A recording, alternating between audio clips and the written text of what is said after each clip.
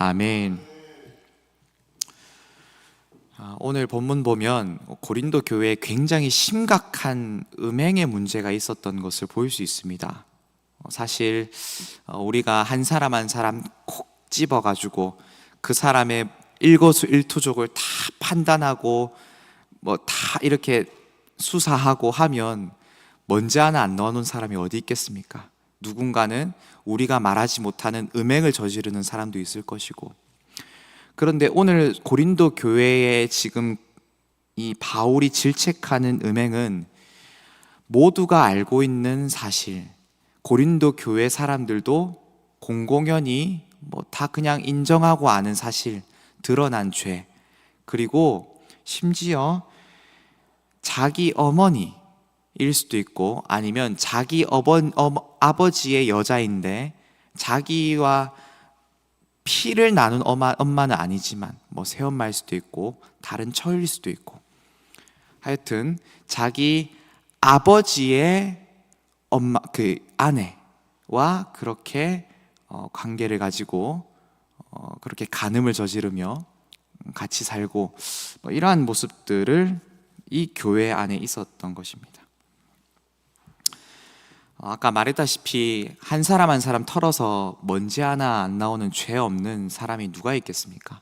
그런데 사도 바울은 이렇게 음행하고 있는 이 드러난 사람에 대하여서 고린도 교인들에게 그 사람 안 내쫓고 뭐 하느냐라고 지금 질책하고 있는 겁니다.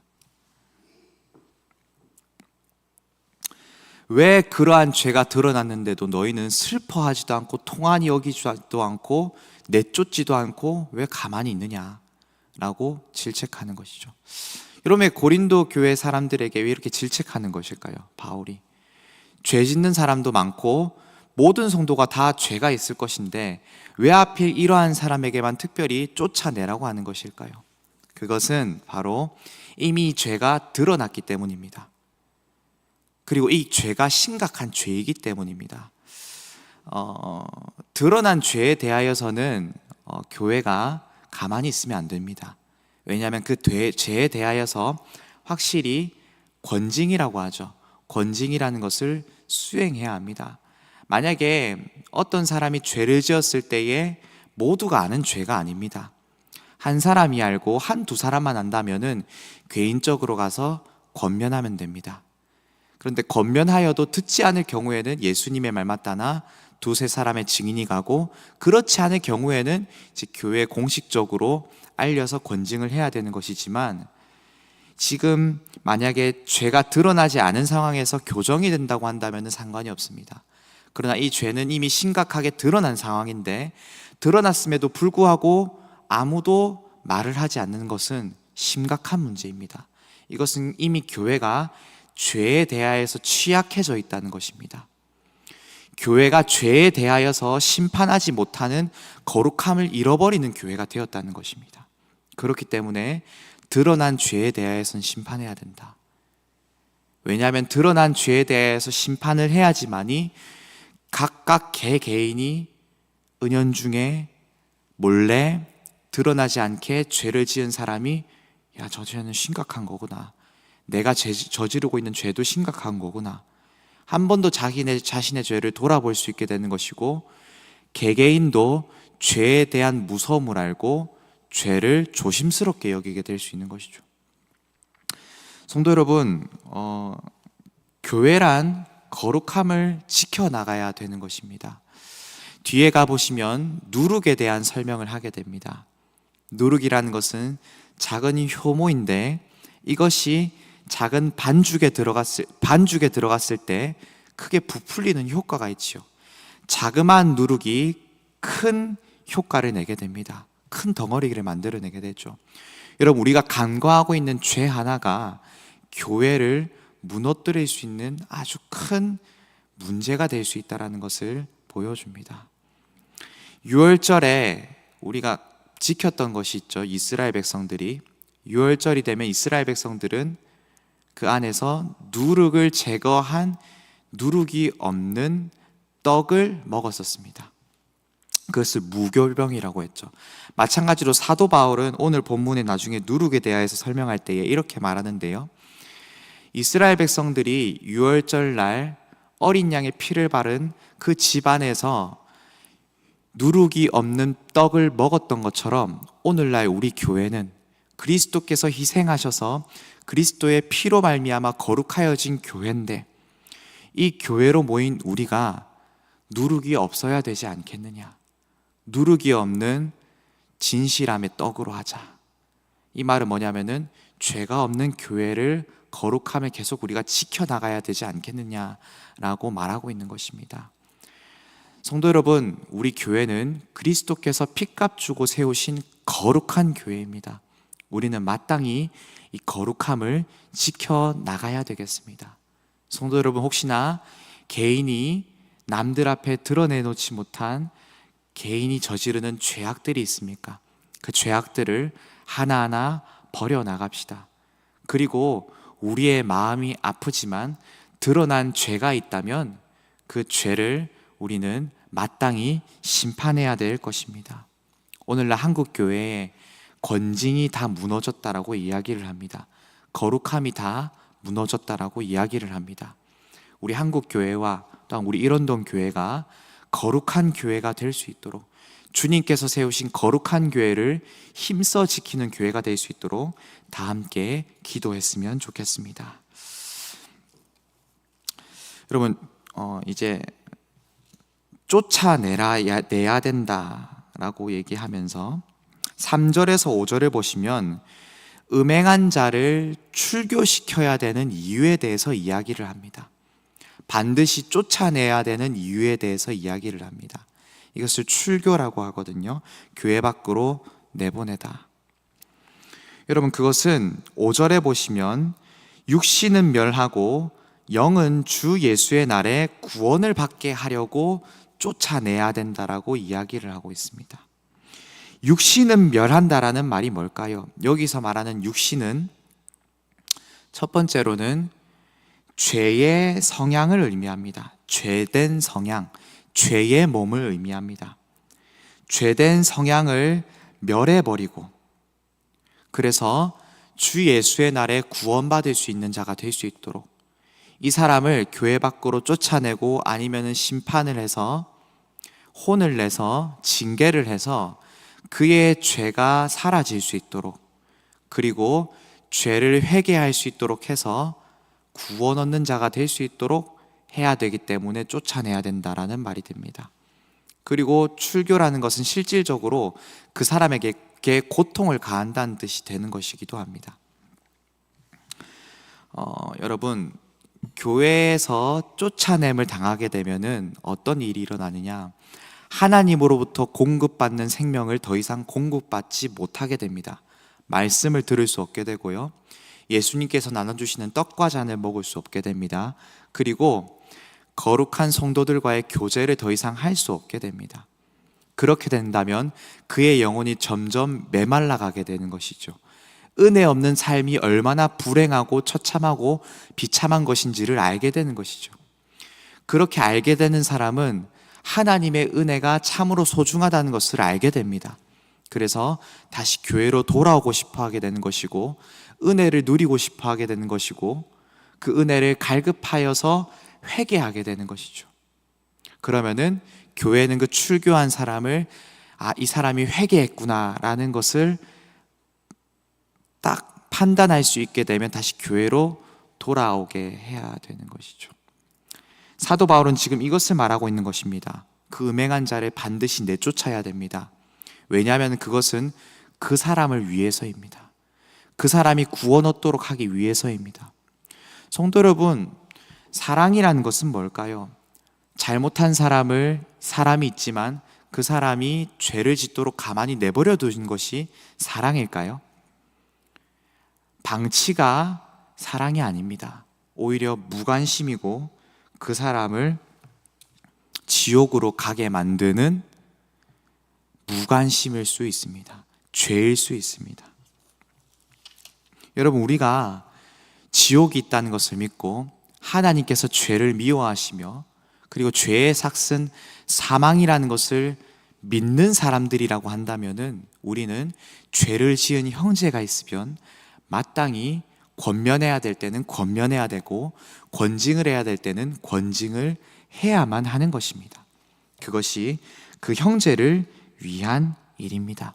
예수님께서도 마태복음 18장에서 네 형제가 죄를 범하거든 먼저 가서 그 사람한테 권고를 하든지, 말을 듣지 않으면 두세 사람이 가서 권고를 하든지, 그러지 않으면 이방인과 세리와 같이 내쫓아라라고 예수님께서도 말씀하십니다.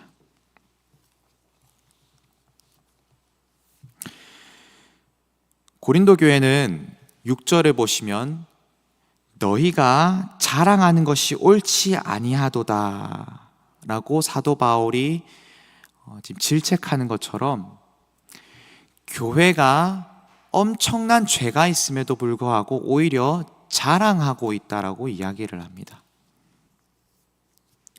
고린도 교회는 죄가 있음에도 불구하고 자랑을 했습니다. 어떤 자랑을 했을까요? 여러 가지 생각을 해보았습니다. 먼저는 우리 교회는 자유로운 교회입니다. 우리 교회는 이 사람 저 사람도 다 받아줍니다. 우리 교회는 포용력이 있습니다. 자유로우며 다양한 사람이 있습니다.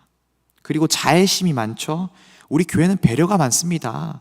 우리 교회는 서로의 생활을 존중하는 성숙한 교회입니다.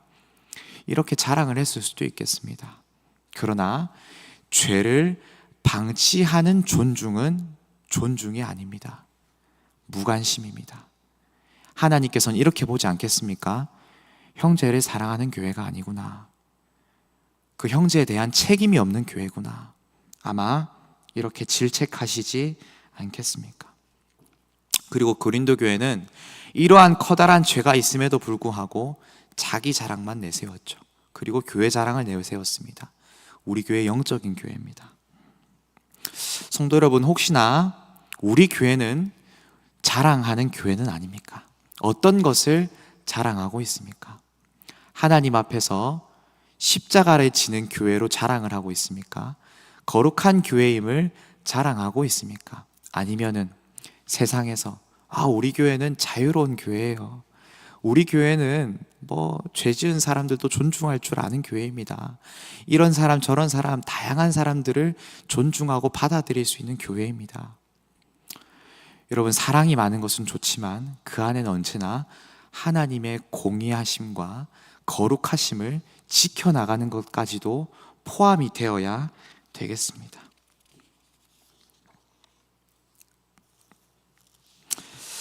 마지막으로 9절부터 보시면 고린도 교회 사람들이 오해했던 것이 있는 것 같습니다. 사도 바울은 이전 편지에서도 음행하는 사람들을 사귀지 말라라는 권면을 한 바가 있는 것 같습니다. 그래서 고린도 교회 사람들 중에 어떤 사람들은 이렇게 적용을 합니다.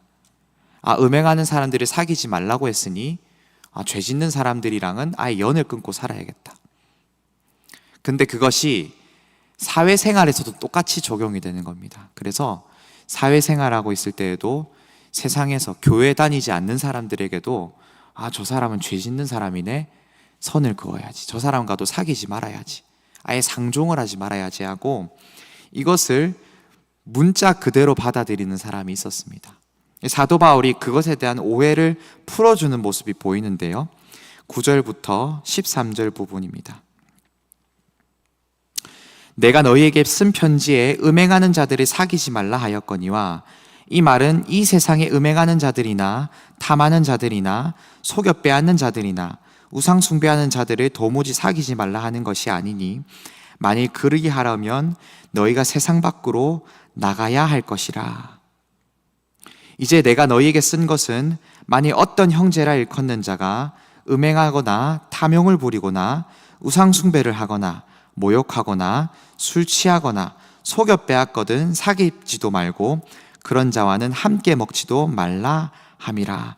밖에 있는 사람들을 판단하는 것이야 내게 무슨 상관이 있으리오마는 교회 안에 있는 사람들이야 너희가 판단하지 아니하랴. 밖에 있는 사람들은 하나님이 판단하시려니와 악한 사람은 너희 중에서 내쫓으라. 여러분, 여기서 하는 말은 밖에 있는 사람들은 하나님이 심판하실 일이다. 그런 사람과는 그런 사람과는 오히려 사겨라. 왜 그런 것이겠습니까? 무조건 사기라는 의미는 아닌데요, 우리가 어떤 사명을 가졌는지가 중요합니다. 밖에서는 거룩함을 드러내야 될 사람들입니다. 오히려 밖의 사람들은 거룩하지 않은 사람들이고 거룩함을 모르는 사람들이기 때문에 거룩함을 나타낼 수 있도록 복음의 통로가 되는 사람이 되어야 되겠죠. 세상 사람들과 죄 짓는다고 하여서 선을 긋거나 멀리해서는 안 되겠습니다. 오히려 그 사람들에게는 소금과 빛의 역할을 감당해야 되는 것이죠. 그러나 교회 안에 있는 사람들은 함께 거룩함을 지켜야 될 사람들입니다. 그런데 거룩함을 함께 지켜야 될 사람들이 죄를 짓고 있다. 그러면 그런 사람들과는 거리를 두라고 얘기를 합니다. 상대를 하지 말라고 합니다. 왜냐하면은 그래야 그 사람이 죄의 심각성을 알고 돌아오기 때문입니다. 이제 말씀을 맺도록 하겠습니다. 성도 여러분, 이 교회는 예수 그리스도께서 십자가를 지시고 피 흘려 세우신 거룩한 교회입니다. 우리는 이 교회를 거룩하게 지켜 나가야 할 것입니다. 그러나 우리는 다 개개인이 부끄럽지요. 하나님 앞에서 온전한 사람이 없습니다. 그러나 그리스도께서 우리의 죄를 다 용서하여 주시고 덮어 주셨습니다. 그 은혜에 감사하며 하나님께서 얼마나 죄를 미워하시는지를 알고 우리가 죄와 힘써 싸워 나갑시다. 그리고 우리 교회에 죄를 허용하거나 죄를 인정하거나 덮으려 하는 부분들이 있다면은 주님께서 죄를 미워하신다는 것을 기억하시면서 주님께서 핏값 주고 거룩하게 세우신 교회이기 때문에 마땅히 죄와 더욱더 치열하게 싸우는 저와 여러분이 되기를 축복합니다. 우리 함께 기도하실 때에 주여, 우리가 거룩함을 지켜나가게 하여 주시옵소서. 남을 판단하기 이전에 먼저 우리의 생활의 거룩함을 지키게 하여 주시고 나아가 우리 교회가 더욱더 거룩해질 수 있도록 하여 주시옵소서. 함께 기도하시고 각자 개인의 기도의 제목들로 가지고 기도하도록 하겠습니다.